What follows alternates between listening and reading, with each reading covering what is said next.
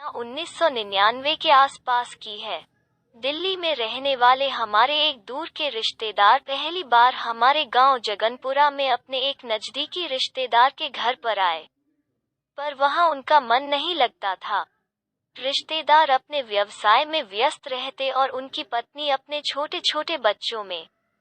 वे वहां किससे और कितनी देर बातें करते। उनके यहाँ जाने में जानबूझकर देर करते थे और हमारे यहाँ बैठकर बातें करते रहते थे। बड़े गप्पी थे वो।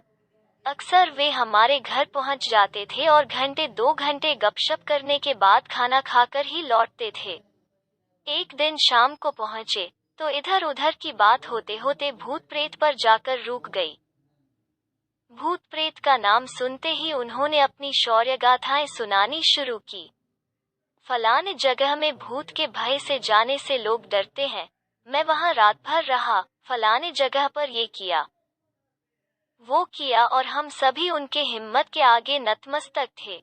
मेरी मम्मी ने 1-2 बार रात के समय इस तरह की बातें न करने की याद भी दिलाई, पर वो नहीं माने। नहीं चाची जी, भूत प्रेत कुछ होता ही नहीं है, वैसे ही मन का वहम है ये, और न जाने कहां कहां के ऐसे वैसे किस्से सुनाते ही रहे।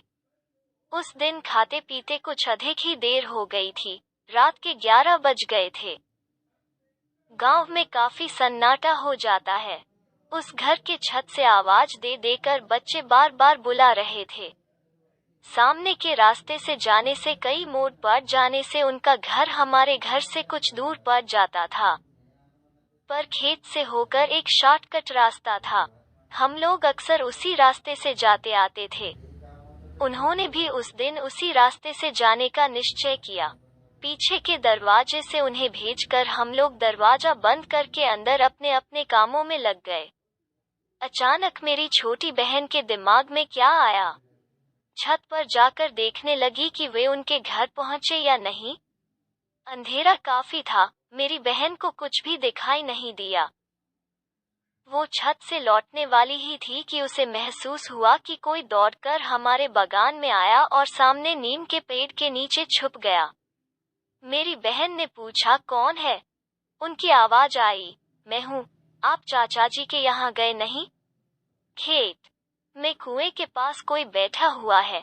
गांव में रात के अंधेरे में चोरों का ही आतंक रहता है। उनकी इस बात को सुनकर हम लोगों को चोर के होने का ही अंदेशा हुआ। जल्दी जल्दी पिछवाड़े का दरवाजा खोला गया। पूछने पर उन्होंने हमारे अंदेशे को गलत बताते हुए कहा कि वो आदमी नहीं, भूत प्रेत जैसा कुछ है, क्योंकि कुएं के पास उसकी 2 लाल लाल आंखें चमक रही हैं। तब जाकर हम लोगों को ध्यान आया कि कुएं के पास खेत में पानी पटाने वाला डीजल पंप रखा है और उसमें ही 2 लाल बत्तियां जलती हैं। जब उन्हें यह बात बताया गया तो उन्होंने एकदम से झेप कर कहा, ओह, हम तो उससे डर खा गए। बेचारे कर भी क्या सकते थे। इस डर खाने की कहानी ने तुरंत बखानी गई उनकी निडरता की कहानियों के पोल को खोल दिया था। फिर थोड़ी ही देर बाद वे चले गए और हमारे घर के माहौल की तो पूछिए मत। हम लोगों को तो बस हंसने का एक बहाना मिल गया था।